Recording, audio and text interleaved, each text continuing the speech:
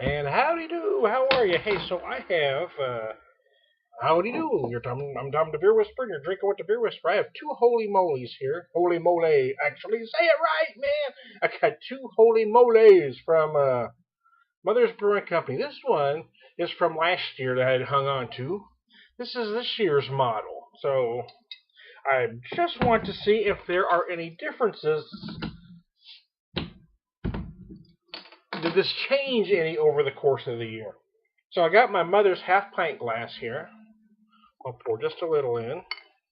Ooh, I poured that full of me as all hell. Good gravy, Thomas. Let's see if we can do a little better on this one, shall we?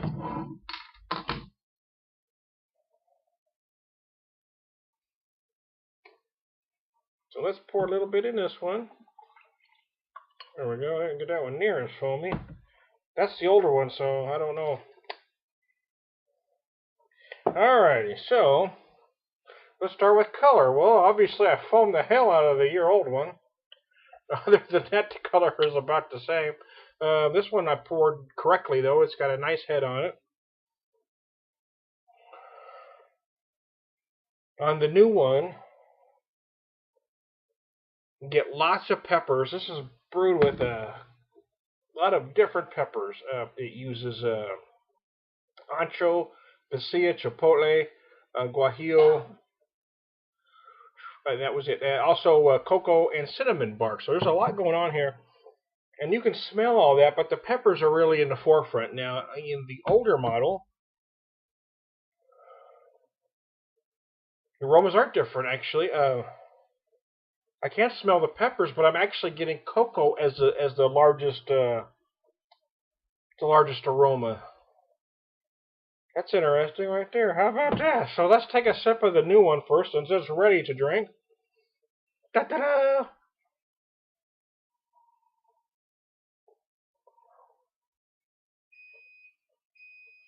Well, somebody gets my belly turned on the stove there. Anyways, it's a very crisp brown ale, like it is described on the bottle here. It's 5.5%, 24 IBUs. On the nose, I get mostly peppers on this one.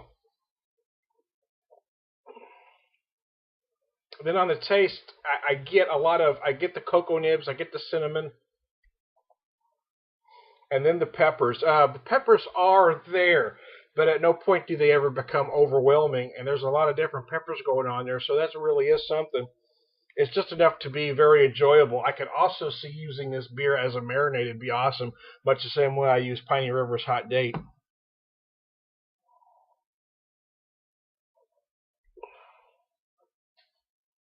Now, it could be because I just poured this one just horribly, and it foamed the hell out, but the carbonation is crisper on the newer model.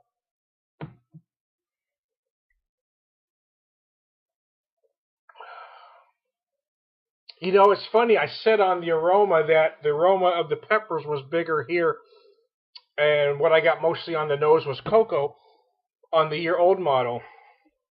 The flavor, but on the flavor, the peppers are bigger on the older model. The year-old, the peppers are a little bigger. They're a little more pronounced. They're a little sharper. They're not overwhelming, but they are much sharper on the palate. You do taste some of the chocolate, some coffee, some cinnamon, but the peppers are much sharper. Wow, that is interesting because it's the opposite. Beers are the opposite. This one, peppers are larger on the aroma, not as much on the flavor. This one's the opposite. The peppers are not as apparent on the aroma and much bigger on the flavor. It's very interesting.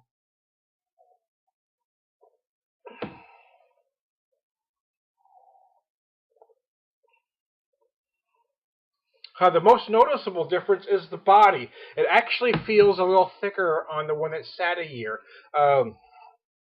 While this one, the new one, feels much crisper. The carbonation is much brighter, has a much crisper finish. This one doesn't finish as crisp, but feels a little richer, feels a little more decadent. How about that?